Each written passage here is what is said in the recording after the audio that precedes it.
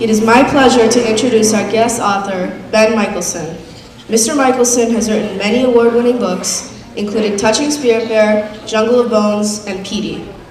Mr. Mikaelsen lives in a log cabin near Bozeman, Montana, and is known for his in-depth research and the magical worlds he creates. His research has included flying to the North Pole, going undercover with narcotics agents, living with the homeless in Mexico and with the Maasai in Africa, riding a horse across the United States from Minnesota to Oregon, and racing sled dogs in northern Minnesota. Join author, adventurer, and speaker Ben Mikaelsen as he shares his insights and a glimpse inside his unique and exciting world. Thanks a lot. You guys, it's fun when I talk to students that I've never seen before. You guys didn't even have a clue what I was going to look like today. I could have walked out on the stage here and I could have been old or young, tall or short, fat or skinny. I am skinny, by the way. How about this one? Did you expect me today to be smart or dumb? Don't answer that. I don't know which I am. I do know this, students. When I was your age, I honestly could not spell the word the, it, if, a lot of simple words. My handwriting looked like a chicken had dragged a broken leg across the page. And you guys know what punctuation is, right? I didn't. I did not know that capital letters went at the beginning of sentences. I didn't know what a sentence was.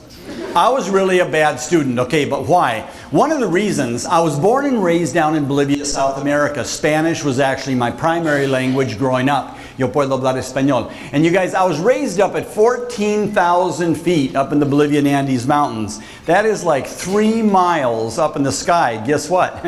There's no schools that high. So students, I was never sent to school or even homeschooled until 4th grade.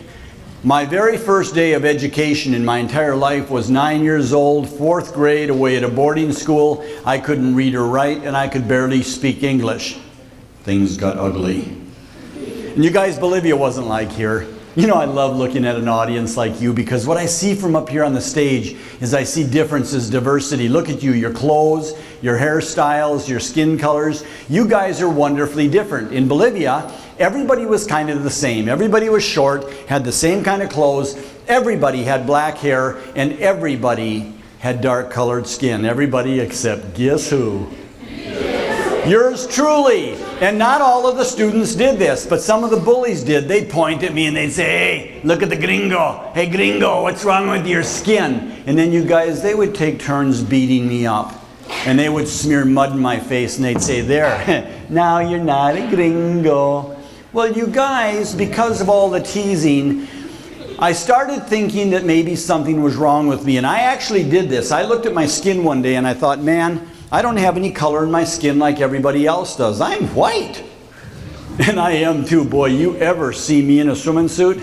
Wear sunglasses. You guys, I didn't want to be different. I tried not to be. You guys, one time, I took shoe polish and I smeared it all over my arms and my face. Did it help? No, it made me into a gringo with shoe polish on my face. And then the kids really teased me. So students, something happened that I had never expected. When I was sent away to boarding school, first off, it was not like your school here today. It was more like a prison. We did not have teachers. We had English matrons, and they were like guards. If you did something wrong, man, they'd strap your hand so hard with a leather strap you had to have it bandaged.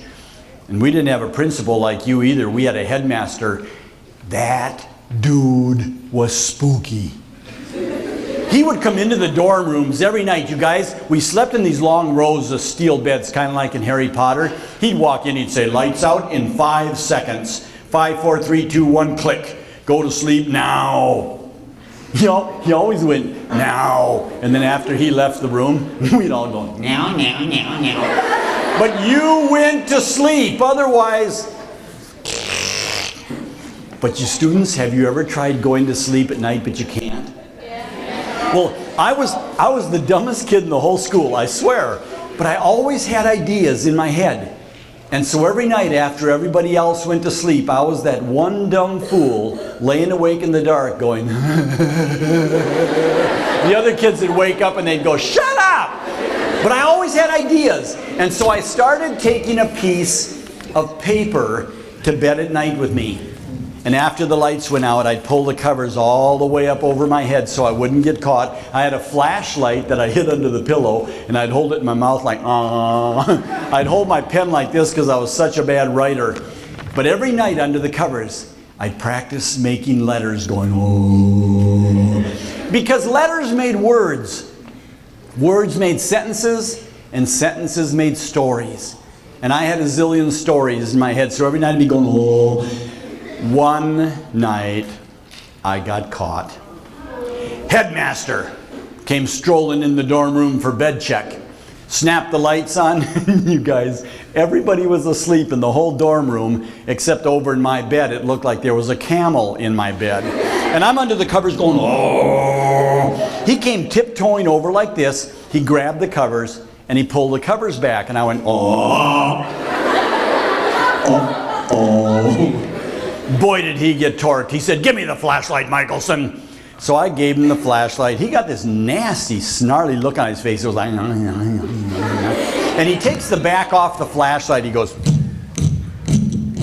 and he dumped the batteries into his pocket. And then he slammed the flashlight on the nightstand. He said, Mikaelsen, you go to sleep now. I said, okay. I'm going to sleep now. Can you hear me? But you guys, as soon as he got out the door, I reached under my mattress and I pulled out my spare batteries and I stuck them and it kept going. But you guys, I couldn't stop the teasing because the kids in that school knew that I couldn't read and write, that I'd never been sent to school before, and they started calling me the dummy. They'd say, hey dummy, how do you spell the word the? It was like, I don't know. They'd say, hey dummy, how do you spell your name? And it was like, I'm not entirely positive. So they started calling me the dummy, and students, no matter how hard I tried, I could never, ever, ever change the color of my skin. So I still remember, you guys, it was the summer after my 6th grade, that summer. My parents came to me and they said, Ben, we're going to move to the United States of America, to a state called Minnesota. You guys, I didn't know where Minnesota was. I didn't know where the United States of America was. All I cared about was one thing. I didn't want to be different anymore. And so I asked my parents, I said, hey, these people in Minnesota, are there any white ones? My parents said, yeah, there's a couple. Why? I said, because I'm tired of being different. Students, I thought that the color of my skin, the language I spoke, and how smart I was, I thought those were the only 3 ways that human beings could ever be different on this planet. Then I got to this Minnesota place, and boy, oh boy, did I make my next big mistake. I tried to show off. I really wanted to impress all these students that I thought were just like me now, because their skin was the same color. And so you guys, the first day of 7th grade, I dressed up. Oh yeah. I wore to school the best clothes I owned, which was my school uniform from boarding school in Bolivia. You guys don't ever do this. I had on a pair of black and white shiny sandal shoes. I had a pair of high white bobby socks with red tassels on the side. I liked red. I had a pair of baggy leather knicker shorts. They were so baggy I had these big wide suspenders to keep them up, red ones. I had a white blouse sleeve shirt on. I had my hair greased back, and I even had on a bow tie, red one. You guys, that's how I walked into my first day of 7th grade. And right away this one girl saw me, and you guys, oh, she was cute. She looks at me and she goes, hey everybody, look at the dumb dork. You guys, I heard her, she called me a dumb dork. I looked at her again, she wasn't really that cute. I hadn't even been there 10 seconds, and the students were teasing me again.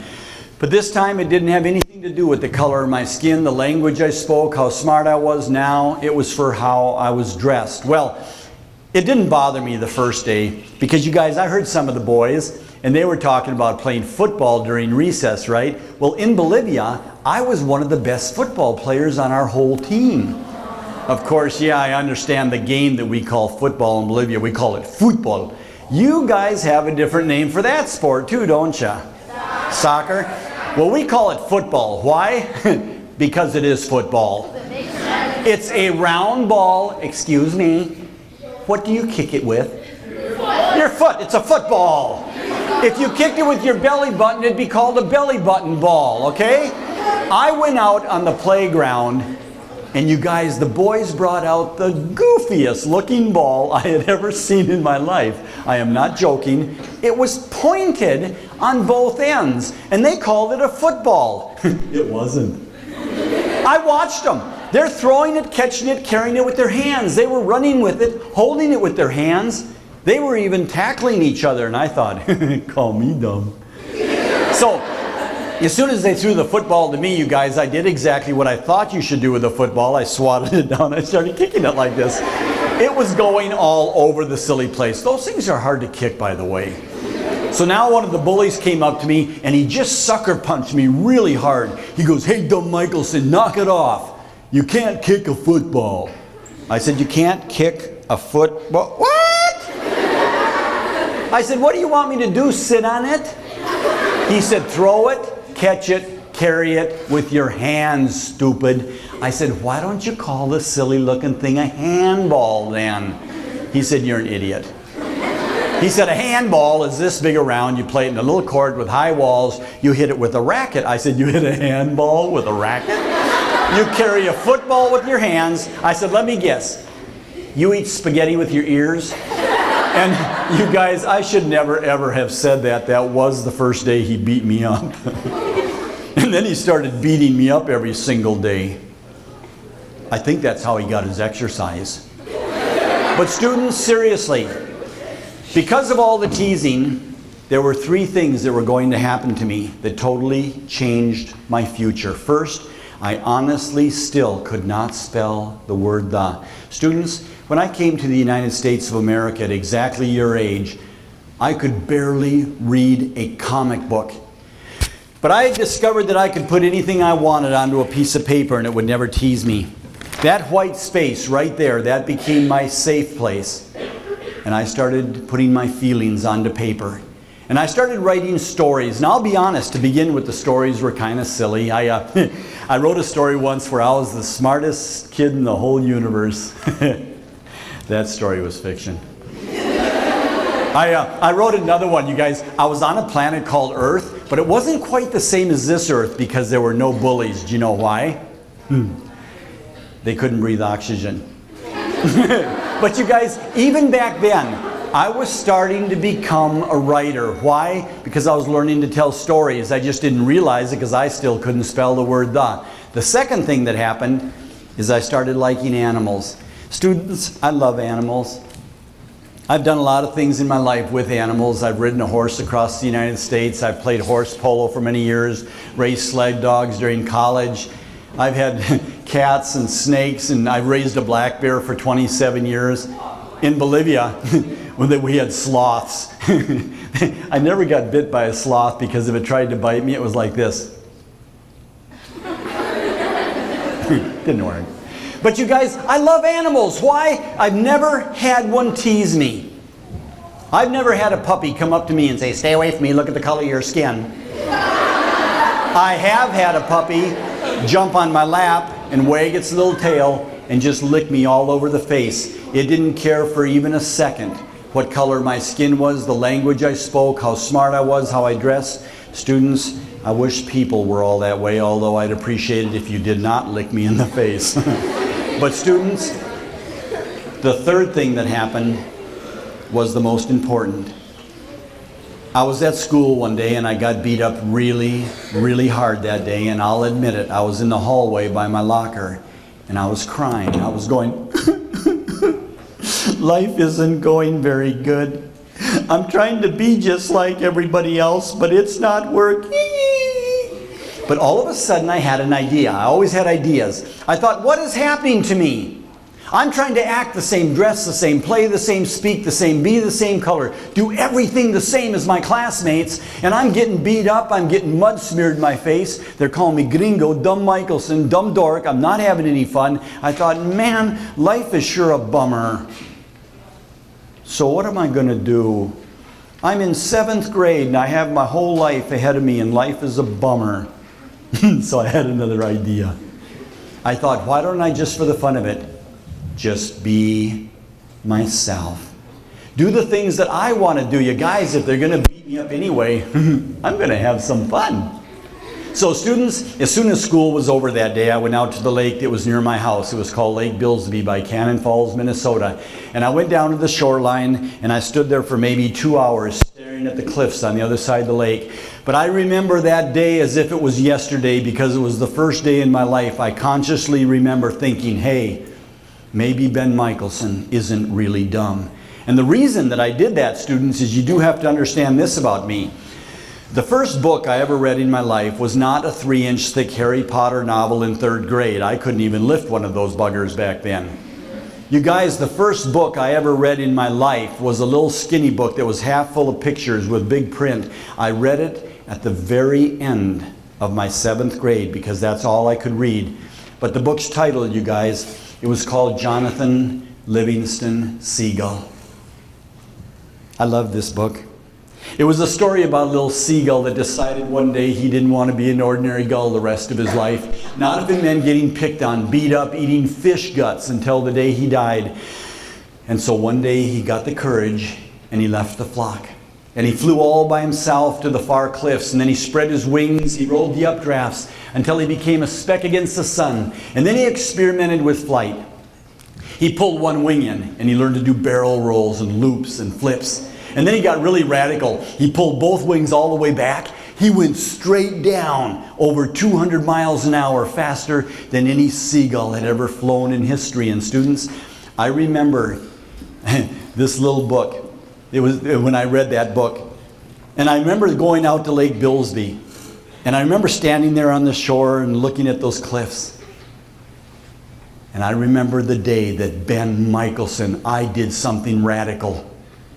I got in a canoe, and I canoed all by myself across that lake, almost a mile, and I went over to the far cliffs, and I went up to the lowest one. It was like this, maybe 5 feet off the water, and I got ready to jump. I was going to pretend that I was going to fly like a seagull.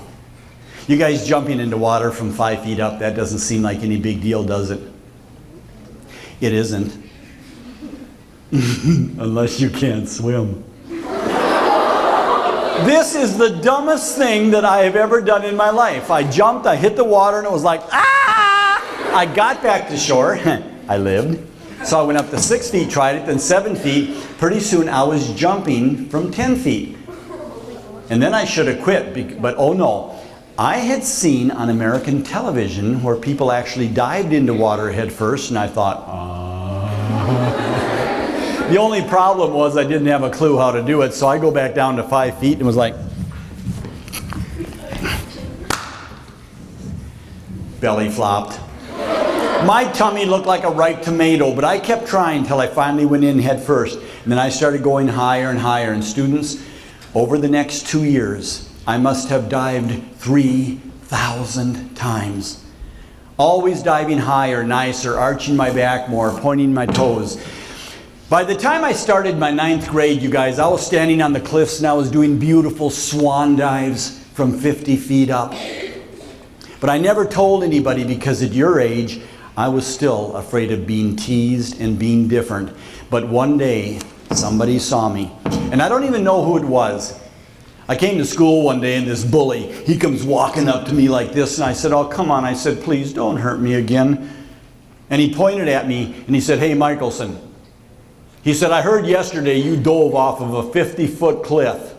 Did you really? And I went, yeah. He goes, man. He said, you're crazy. And he walked away from me.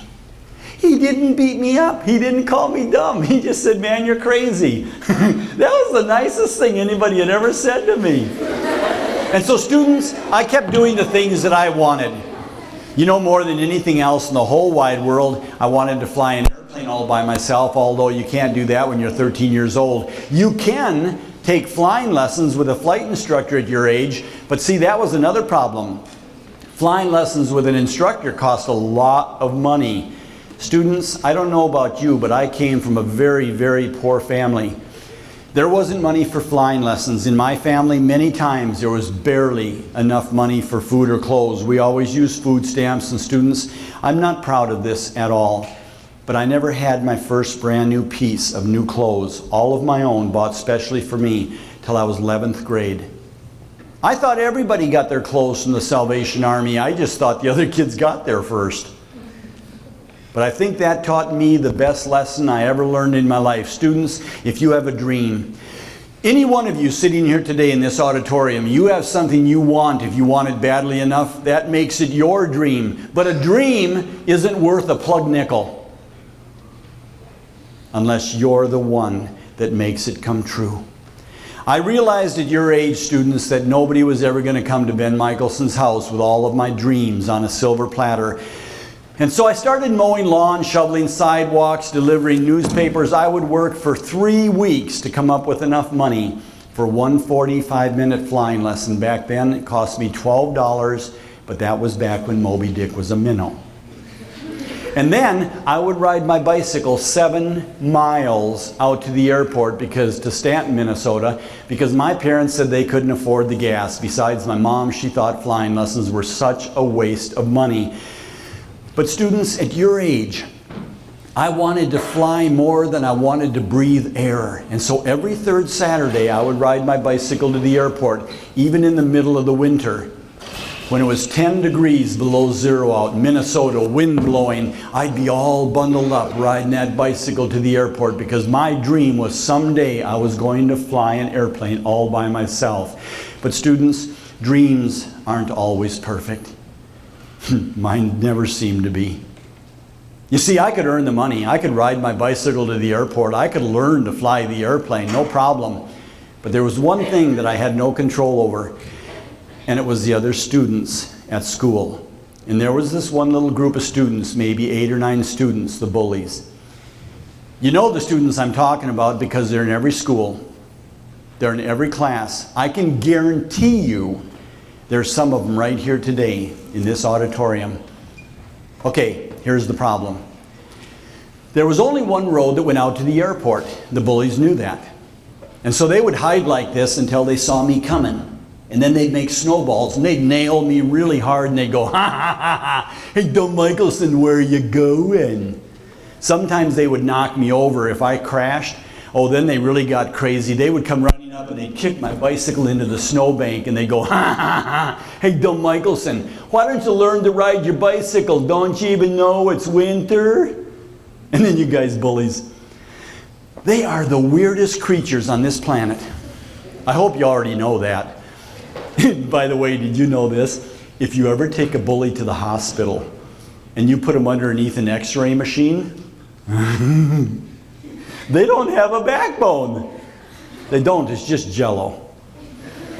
They can't stand on their own 2 feet like you and me and be proud of who they are, come into school, treat other people with respect, and leave other people alone. Bullies are so insecure. Have you ever noticed bullies? They have to look at each other. Today, in this auditorium, when I first said the word bullies, I saw all of the bullies looked at each other. It's like, you cool? Yeah, I'm cool too. Yeah. Yeah, we're cool, man. You think you're tough? Yeah, well, I'm even tougher. I'm tough.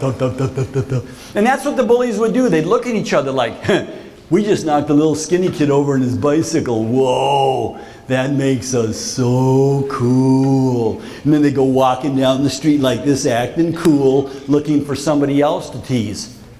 Well, students, I knew that it was winter. Sometimes my fingers, they got so numb, I couldn't even feel the handlebars. But I knew where I was going. I was going to learn to fly an airplane.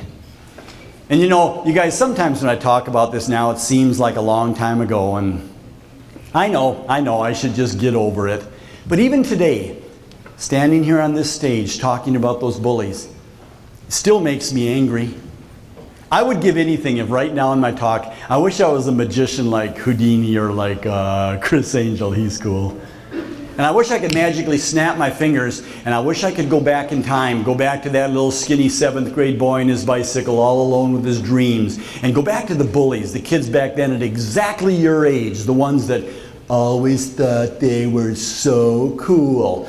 Man, I wish I could put them all on a time machine, set the old dial 30 years into the future, and let them all get off 30 years later to hear a phone call that little skinny boy did get 30 years later, because he was the only student in that little group of students that had the guts to follow his dreams.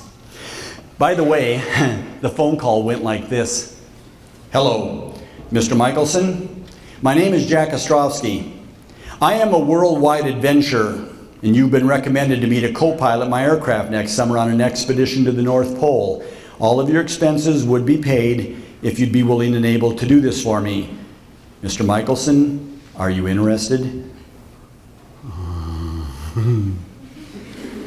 Oh yeah. You guys, dreams, they start small. At your age, they don't seem very important. But students, if you believe in your dreams, and if you believe in yourself, and if you never give up, 3 things. Students, memorize these, please. If you believe in your dreams, and if you believe in yourself, and if you never give up, students, do more than memorize those 3 things. Chisel them into your heart. If you believe in your dreams, and if you believe in yourself, and if you never give up, students, I promise you, dreams can take you higher than any mountain on this planet. And it never ended there for me at the airport where I took my flying lessons. You guys, there was a skydiving club. I used to lay on the lawn after my flying lessons, and I would watch the skydivers, little tiny dots falling out of the sky for thousands of feet, and then they'd open their parachutes like little mushrooms. And students, I don't remember where all of my dreams in my life started, but I do remember one day when I was looking up and I thought, hey, I want to be one of those little tiny dots too. You guys, I started skydiving. For the next 3 years, 10th, 11th, and 12th grade, every spare penny I earned, every spare minute I had, I did the things that I had come to love in my life. I would cliff dive and parachute and fly. And oh yeah, there was one more thing. I never, ever, ever quit telling my stories. But I have to be honest, students, they weren't very good stories. You couldn't even read my handwriting. Even if you could have, wouldn't have helped you. My spelling was so bad it looked like I wrote in code. Every other paper I ever got back in English class had a great big fat F on it. I thought that stood for fabulous. But you guys, even back then, I was still becoming a writer. Why? Because I was learning to tell stories, but I didn't realize it because I still couldn't spell the word the. But hey, things did change. In fact, by the time I graduated from high school now, I was cliff diving from higher than 70 feet. I had my pilot's license, and I had won the Minnesota State Skydiving Championships. Now by then, yes, I was starting to learn the English language better, although I still couldn't spell the word the. But hey, I was dressing just like you guys. I was wearing blue jeans, t-shirts, tennis shoes, sweatshirts. I was even starting to play American games like baseball, basketball, football. I still couldn't kick one of those goofy looking American footballs. But even if I could have, you guys, it wouldn't have made any difference. Because what had happened at that school is the students at that school had labeled me. They branded me as being the dumb kid, the dumb kid. Students, every school in America, your school here today included, you have certain students the other kids tease and call names. Now I'm from Montana, so I have no clue what names you use here. I could care less. They all mean the same thing. It's the student that doesn't quite fit in, that's a little different, the one that the other kids don't understand. Here's the problem. When human beings don't understand something, they're afraid of it. And when human beings are afraid of something, they try to destroy it. And that is why a bully is a bully, because they're scared. And so students, If you ever feel an emotion towards a bully, don't let it be anger. Let it be pity. Pity them. And it never ended there for me, because at the school where the kids in that school, they never let me forget who they thought I was. So you guys, when I graduated from high school, that was the happiest day of my life. Because now I was going away to college where nobody had even heard of me before. For all they knew, I could be Einstein. In fact, students, I had two advantages at college, okay? First, I did not have to meet the entrance requirements. Otherwise, author Ben Mikaelsen would never have made it into college. This is really embarrassing for me to say this, but you must hear this. On my entrance exams, what they call the SATs, on the English comprehension portion of that exam, I scored at the 5th grade level.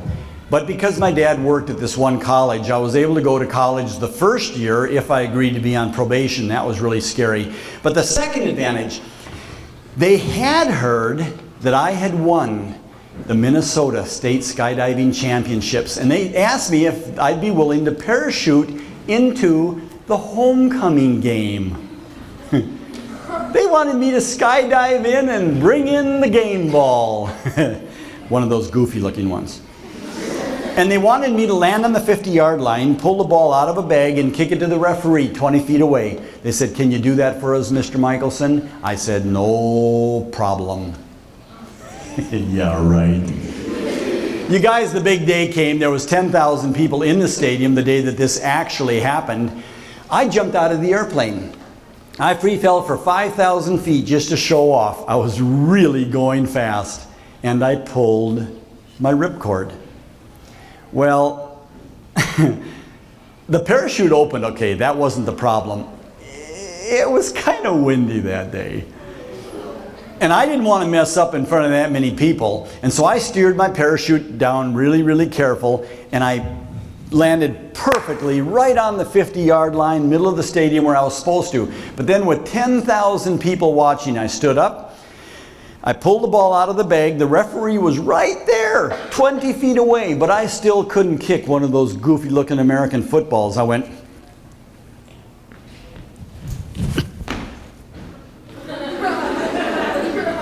It landed behind me. The referee had to run her all the way around and go get it. But tell me something, you guys. Did everybody in the stadium that day tease me, make fun of me, and call me bad names? No, this wasn't the Super Bowl. Nobody had ever parachuted into the homecoming game before. The whole stadium, 10,000 people started clapping and cheering and whistling. Everybody stood up and started stomping their feet. I couldn't believe it. I was standing there in the middle of the stadium, parachute in my arms. I heard the roar of the crowd and the rumbling of the bleachers, and I remember closing my eyes and I thought, it's taken me 18 years of my life, but finally, my problems are over. And my problems, they were over. For 2 days.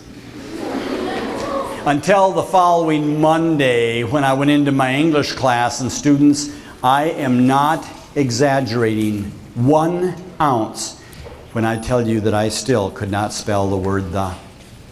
English professor, he was a grumpy looking old duff. He should have been a fossil in a museum.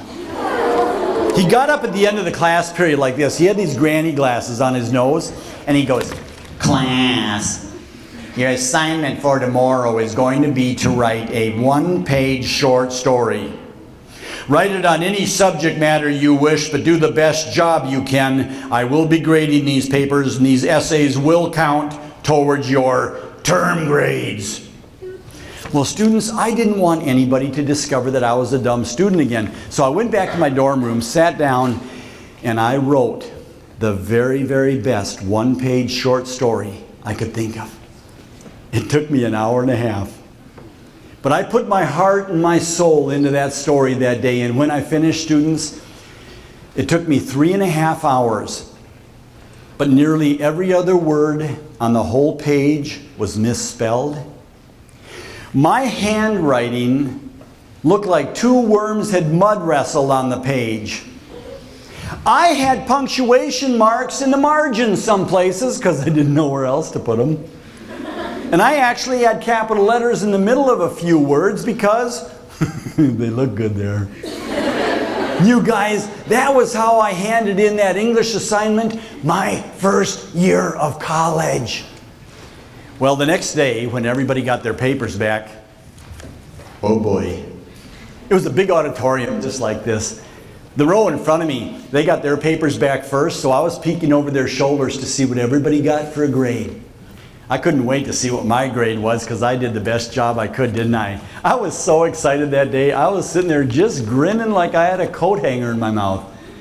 I got my paper back and I looked and I looked and I looked and oh.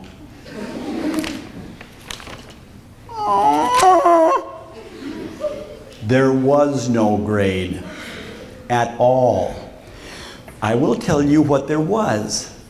My paper had more red ink marks from the teacher correcting it than it had black marks from me writing it. My paper looked like a pizza. And if that wasn't bad enough, then the professor gets up at the end of the class. He had a great big microphone like this and he goes, "Ben Mikaelsen, are you here today?" I don't think so. You guys, I'm not going to raise my hand in front of 300 students to admit that I'm dumb. I might be dumb, but I'm not stupid. And he goes, "Ben Mikaelsen, are you here today?" And I went,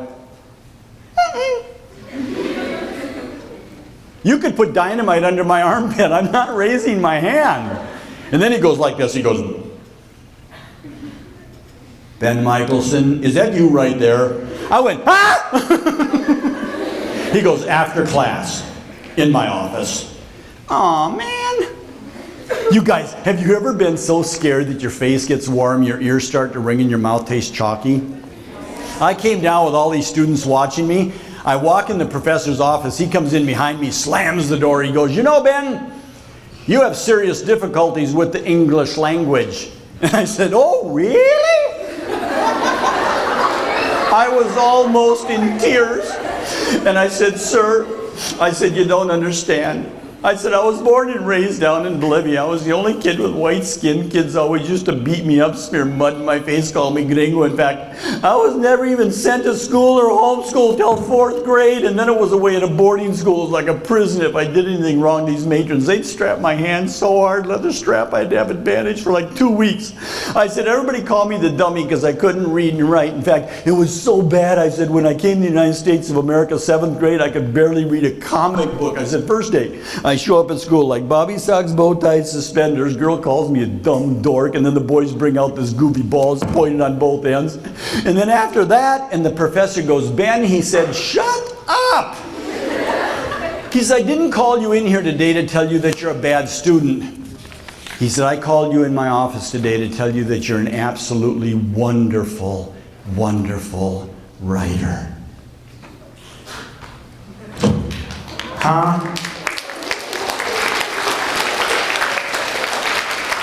I said, "I'm an absolutely wonderful, wonderful what?" I said, "Get out of here." I said, "I can't even spell the word the." He said, "I noticed." But he said, "I just stayed up until 1:30 this morning correcting 300 freshman English papers." He said, "Ben, your paper was the only one that made me laugh and it made me cry. Because you're a storyteller." And he said, "Ben, that's what writing is. It's storytelling." I said, "Well, then why does my paper look like a pizza?" He said, "Okay, let's talk about that." And students, this is exactly what the professor said to me that day. He asked me, he said, "Ben, what would happen to you if you were the world's fastest runner?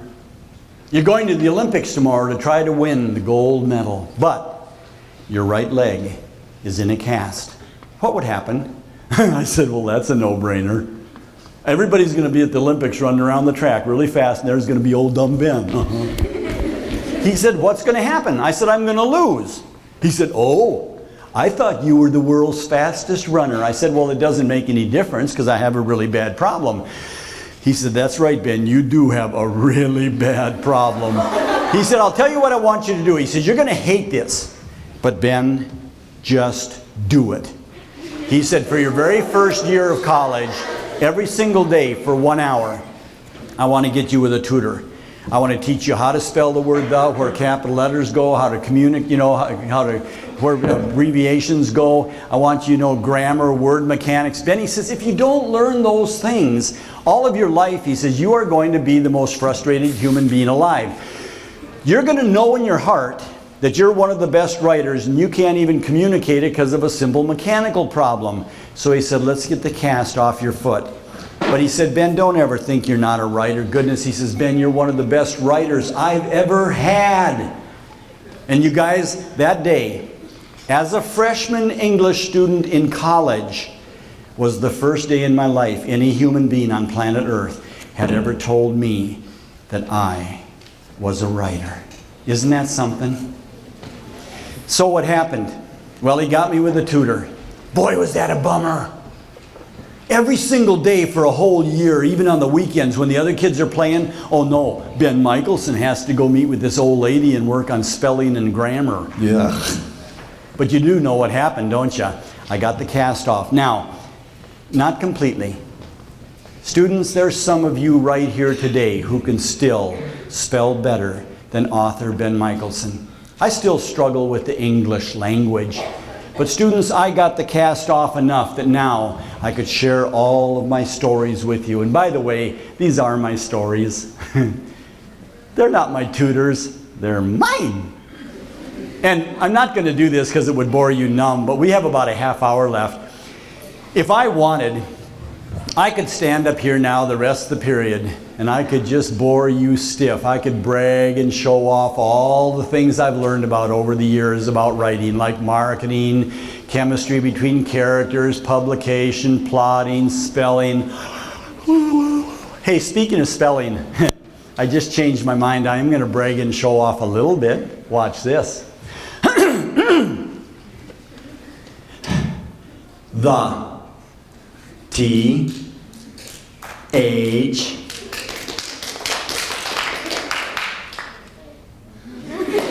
E.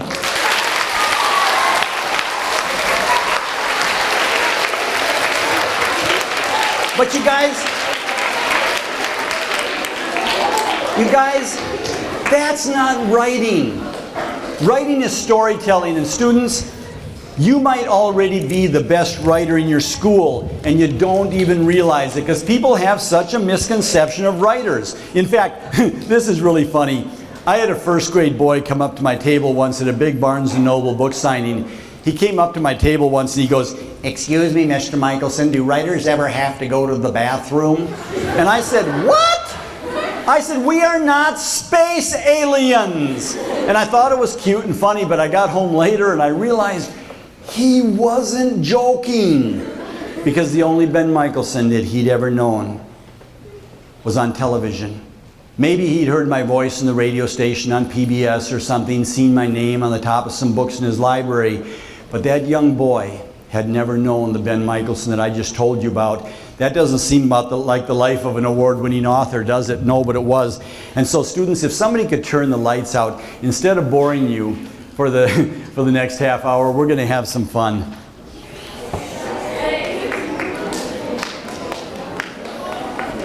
You guys, my day of writing starts a lot like your day, except I probably snore more. I hate getting up in the morning. I know you love to, I do not. I have never been a very good swimmer. Every time I get in the shower, I swear I'm going to drown. And then I get dressed, I brush my teeth, and students, one of the first things I do, and I have done this for 27 years, is I go out and I spend time with my little buddy, Mrs. Buff. 750-pound North American black bear, and he came to my house when he was just a little cub. And students, people should never ever raise wild animals, and I feel very strongly about this. But this little guy, he never had a choice.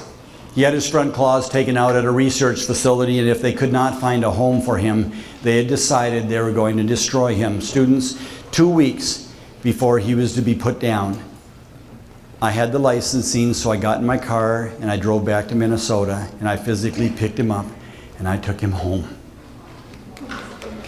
I raised him, students, for 27 years, and it makes me more sad than you will ever know when I tell you that about 3 years ago, Buffy, he died of old age.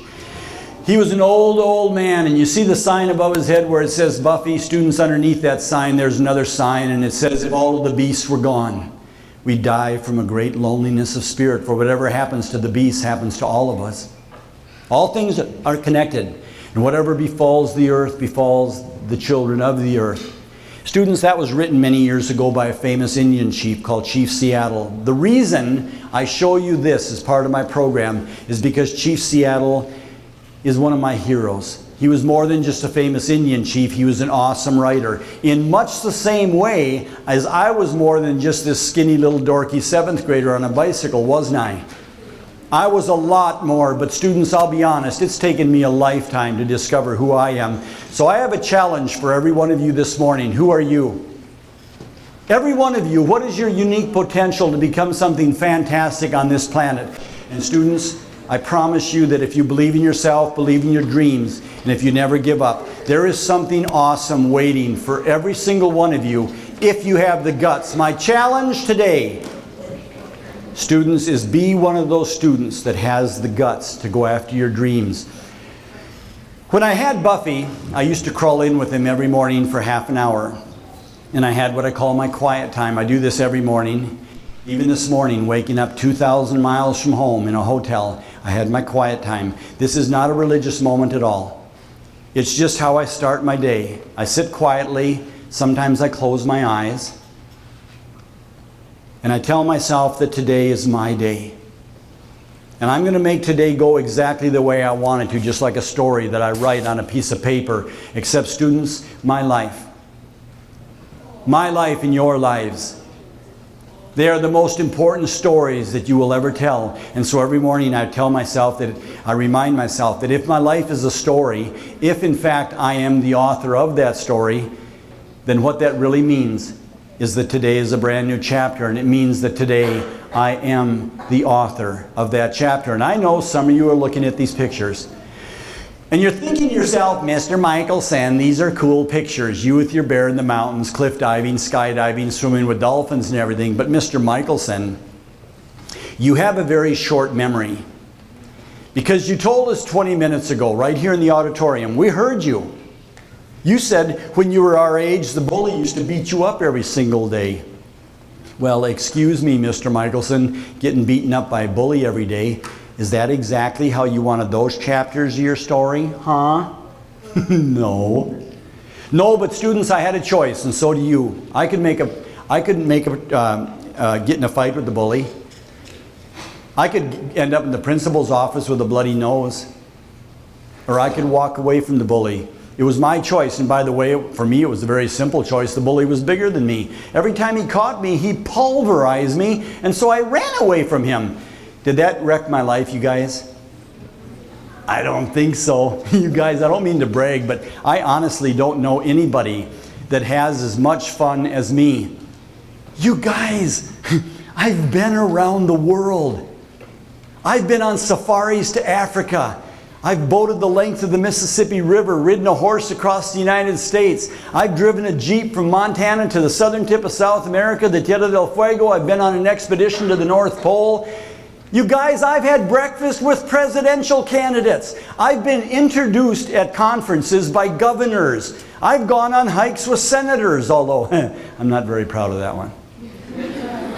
But no, you guys, it didn't wreck my life at all, did it? So now comes my favorite part of my talk today. Now I get to talk about the bully. He's not even here today to defend himself. Why? Probably in jail somewhere. You guys, bullies are the biggest losers in any school. They're not bad people. Maybe when they were younger, they were picked on and beat up and hurt themselves. In fact, sadly, tragically, but very truthfully, most often bullies have been victims first. So students, I want to ask you to do something. If you ever feel an emotion toward a bully, don't let it be anger. Let it be pity. But I'm going to tell you something right now about bullies that I'll bet you didn't know. They're not at all what you think they are. Oh, they may act cool, be big, be loud, be strong. By the time they get to your age, they might even be popular. Students, don't kid yourselves. Because inside, and that's the only place it counts with a human being, is inside, bullies feel tiny. By the way, human beings are never very big on the outside. Elephants are big on the outside. But inside where it counts, bullies feel tiny. Everybody else in your school is big enough to walk into school, be proud of themselves, stand on their own 2 feet, be respectful of others, and leave other people alone, except for the bullies. And they're so scared and they're so immature, and they're feeling so tiny and threatened, they have to come into school every day, and they pick, and they pick, and they pick on other students, trying always to make themselves feel bigger. And students, I've noticed something about bullies at about your age. I've noticed you don't use your fists as much as you did when you were in elementary school. Why? Because you're smarter. You guys have discovered something far more hurtful and damaging than any fist. I'm talking about words, and you know the students I'm talking about, the ones that are always sarcastic, they're always dissing other kids. In the hallways, you see them, they wait till they get past somebody and then they whisper behind somebody's back. You guys are old enough now, you're text messaging. Read what the bullies write. It's mean stuff. It's stuff they would never say to somebody's face. And if the person I just described, if it's you, you're not anonymous. I don't have time today to do this, but if I came down and handed out a piece of paper to every one of you and said, students, write down the names of the bullies that are in your class, in this school. If you were one of those students, your name would be on every piece of paper, so I don't get it. You have one fantastic life to discover the planet Earth and to become something magnificent, and you're just going to throw it away like a piece of garbage so that you can come in and prove to all your classmates that, hey, look at me. I'm feeling tiny again. Students, I don't mean to be sarcastic, but that is what you're doing. Every time you diss somebody, every time your sarcasm hurts somebody, every time you whisper behind somebody's back, you start gossiping, every time you text message something that you wouldn't say to somebody's face, every time you commit one of those acts, with that act, you're telling all of your classmates how tiny and scared and immature you're feeling. And I'm sorry, really I am, for doing this, but after today, all of your classmates are going to know that this is why you behave the way you do. And I don't mean to belabor the point, students, but I've been around the world. In the last 27 years, I've spoken to over 5 million students, and I have never once, not even once, have I met a successful bully. Students, they're losers. And I've been standing here on this stage now for 45 minutes, and I've been looking at you, and you know, one thing occurred to me when I was looking at you. Today, I have not seen one single loser, unless you choose to be. And if there was a couple of you that consciously chose to be losers, I can't even wrap my brain around that thought. Do me a favor if you dare. If you dare, tonight go home and look in the mirror. Are you looking at a loser? No, you're not. Then students, don't act like losers, because the tail wags the dog. The tail wags the dog. And by that I mean how you act very, very quickly makes you into who you become. And students, if you know you're not losers, and you aren't, then don't even for a second allow yourselves to act like losers. Enough said. When I had Buffy, I used to go in the house, and for breakfast, Buff came in with me, and while I had breakfast, he'd play with the other animals. All of my animals learned to get along because we were a family. And students, families don't have to be brothers, sisters, mothers, fathers. A family can be any creature on this planet that learns to coexist. And students, I don't have all the answers. I don't know how to stop terrorism. I don't know what to do about nuclear issues with North Korea and Iran. I do know this. It's not fair for you to sit here in a cozy school and criticize people somewhere else on the planet for not getting along. If you can't get along with the person sitting in the chair next to you, you have a responsibility too, and so do I. At my house, if Buffy ever picked on somebody else, I would step in right away and I'd say, Buffy, knock it off, because we're a family. And students, I travel a lot. At least once a month when I'm in a school somewhere, I see a fight break out. I saw one 3 weeks ago in Kansas. And I always wait until the teachers break up the fight, and then I ask if I can please speak to the students that were fighting. And I always ask the students the same question. I say, students, why today did you choose to fight? They always come up with some lame answer. It's like, well, it's because we are so different. Give me a break. You are not that different, and that picture was not photoshopped. It wasn't. Maybe once a month I have what I call a promotions day. Kids come up on field trips. I live out in the country like a hermit, so I only go to town maybe once or twice a week. But when the kids come up on field trips, it's really funny. They come up and sometimes there's 3 or 4 school buses in my front yard. I think the neighbors think I sell school buses. But I live out in the woods like a hermit, and I only go to town once or twice a week, and so Buffy loved to go with me because he got to stop for bear treats. And then we'd head home. I should have been writing. Buffy never ever did appreciate the fact that I was a writer. He always wanted to go on his morning walk. We'd go hiking way up in the hills above my log cabin. That's where I live. And Buffy liked to find old stumps that were rotted out. He dug them open for grubs and ants and worms. He liked to find blossoms and berries. He liked to eat them. And Buffy loved to play. Except wrestling with Buffy was like wrestling with a Volkswagen. We are talking seriously big now. That is big. But you guys, I got to know this animal better than most parents know their children. And yes, I did a few things with Buffy that were kind of silly. This next thing was absolutely stupid. We got out in the middle and Buffy looked back, saw me paddling. He reaches out and he starts splashing the icy cold water. He's going to help me. Yeah, right. Every time he did, he brought water into the canoe. It wasn't funny. And then he wanted to play for like a half an hour. I came out of that lake with goosebumps the size of golf balls. Okay. When my hike was over in the morning, before I could start my day of writing, had 2 things left to do with Buff: clean his pen and feed him. When I cleaned his pen, I had a broom and a shovel I used. I could not use both at the same time. Buffy always ran over, grabbed whatever I wasn't using, and he tried to beat me on the head with it. And then I gave him his food. He ate a lot of grains, a lot of produce. When he was done eating, I was done cleaning. He would go into one of his ponds, and finally, I would go in the house and do what? Wrong. Usually the mail comes about 1:30 or 9:30. It's not unusual for me to get over 100 letters a day from students who read my books. That right there is 1 day's mail. It's a tremendous honor, but whoo, it's a lot of work. So I sit down for about 2.5 hours, write a whole bunch of letters, notes, and cards. Now I finally get to do what? Wrong. Usually there's 20 or 30 phone messages on the message machine. 40 to 50 emails from students who visit my website. I have a full-time assistant, so I go to the office for another 2 or 3 hours. Okay, whew. Now it's 1 or 2 in the afternoon. I go home, eat lunch, take a little nap, lock the front door, unplug the telephone, and what do I finally get to do? Right, I gotcha.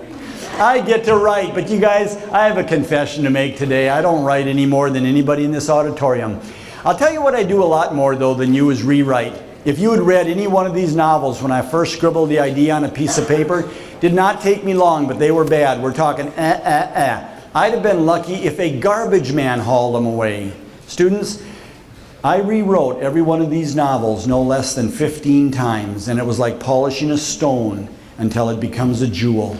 Finally, they were so good, they'd be published, win all kinds of awards, get option for screen production. Not because I'm such a good writer, but hopefully, yes, I guess I have become a pretty good rewriter. Of course, that doesn't sound as good getting out of class to go down and hear award-winning rewriter Ben Mikaelsen. So call me what you will. And I don't like being indoors. As soon as I get a chapter run off the computer, I used to go out to Buffy's pen and I would do almost all my editing on these books took place in Buffy's pen. And then I did something else. I actually did this. I took whatever I'd rewritten and I would read it out loud to Buffy very theatrically as if he was my audience. Why? Because words, they sound different than they look. The problem I had with Buffy is he thought that words tasted different than they sounded. He would munch a page and grab it and then munch it, and then he'd give me back this slimy gumball with this look like, yeah, those words taste all right. And I wanted to shake him by his ears and say, you pea brain, but I would go in the house and I'd rewrite. Might be my 18th rewrite because that's what I do. Now, when I was all done, before I would FedEx my manuscript to my publisher in New York, I did one last thing. I'd read the manuscript out loud, cover to cover, nonstop, only this time I'd say, Buffy, don't touch it. Don't even blink. And Buffy was so cute. He'd look at me with these innocent little eyes. It's like, I would never touch anything of yours, Mr. Mikaelsen, except maybe that page. And you guys, some days he didn't give it back. A few days he wadded it up in his mouth. I said, give it here, and he went, And I feel bad now because he's gone, but at the time, you lose a whole copy edited page of manuscript, that's a big loss. And I'd scold him and say, Buffy, knock it off. And I mean it. And he'd put his nose down like, whoa, shouldn't have done that. We got the old man mad today. Yup, yup, yup, yup, yup. But then, you guys, he would start to imitate me just like in the canoe. And I'd say, Buffy, what am I going to do with you? And he'd sit there like, I don't know. He knew what he wanted to do. It's like, hey, can we play? And so we'd always end up playing. Students, do you remember at the beginning of my talk today, I told you that I saved Buffy's life from a research facility? Remember that? That's true. But students, something I didn't tell you because I was too ashamed. Buffy saved my life too. Not from any wild animal. He saved me from something more dangerous. He saved me from myself. Because something else I didn't tell you, students, was when I came to the United States of America, your age, I was a very angry young man. I'd been picked on and beat up and mud smeared my face, strapped, spanked, teased, called names, humiliated, more than you can ever imagine. And I got really angry. It wasn't my anger that wasn't the problem. Everybody gets angry, right? My problem, students, is I didn't know what to do with my anger. And I did probably the worst thing I could have ever done. I became a bully. I became a bully, and I didn't mean to. It didn't happen overnight. It was very gradual. The first thing that happened was I became disrespectful. And by the way, today you guys have been an awesome audience. It bothers me when I see students talking during my talk. It really bothers me, not because it bothers my talk. It's because I know that disrespect that those students are showing is the first sign that they've started becoming losers. And students, you're not losers. So don't act like losers. But then I got physical, started shoving kids into lockers, tripping them from behind, slapping kids in the back of the head. And then there came a day, students, when I went like this.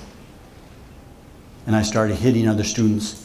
And when that hand became a fist, within 1 week I saw the inside of my first principal's office. And when that hand became a fist, within 1 month, I saw the inside of my very, very first police station.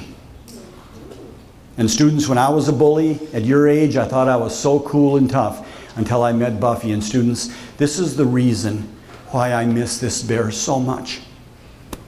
It took a 750-pound North American black bear to teach Ben Mikaelsen that I wasn't one bit cool and one bit tough. And people always say, how did you train that big animal? I didn't train him, he trained me.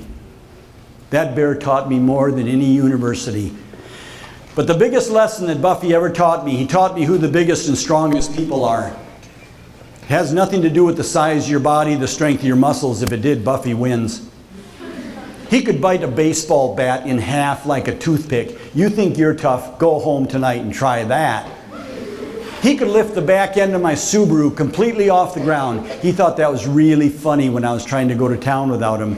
But he wasn't being big and strong, he was being a clown. Buffy was big and strong when he controlled himself. When you saw Buffy being gentle to a little 2-year-old boy, that was when people went, oh, wow. Students, the biggest and strongest students in this room are the students that are big enough and strong enough to be kind, gentle, and respectful. And if you don't believe me, then I dare you. The next time you see one of your classmates being teased by a bunch of other students, if you think you're such a big person and you think that being kind is easy, then just walk right into the situation. Tell everybody, knock it off. Go up to the person that's being teased, even if you don't like him, and say, hey, can I help you? And I'll bet you $1 million, 2/3 of you in this room aren't even big enough to do that. So students, here's the deal. In 1 minute, my talk today, it's over. And in 1 minute, whether you like it or not, I'm sorry, you have no choice in this. I didn't even approve this with your teachers or your principal. In 1 minute, whether you like it or not, every single one of you in this room, you have to begin telling the most important story of your entire life. I will help you with the title. It's called The Rest of Your Life. And students, this isn't a joke. This is not a school assignment that you can skip, hand in late, something you can cheat on. Believe me, you can never cheat on the life that you live. So students, please, please, take the time, make the effort. If you're big enough to tell a good story, then you prove it. And students, when this talk ends in 15 seconds, and you walk out those double doors into real life, you go out and you make that story of your life the most fantastic story that you've ever told. And students, if you will do that, you will have made me, author Ben Mikaelsen, so very, very proud. And I do want to say 2 more little short things. Today, students, I've been on tour for the last 2.5 months. This is my last week, and then I go home for Christmas. Today, you guys have been one of the most awesome audiences. So I want to end by saying you rock. And I want to say, students, from my heart, today you have earned my respect. Thank you. Thank you.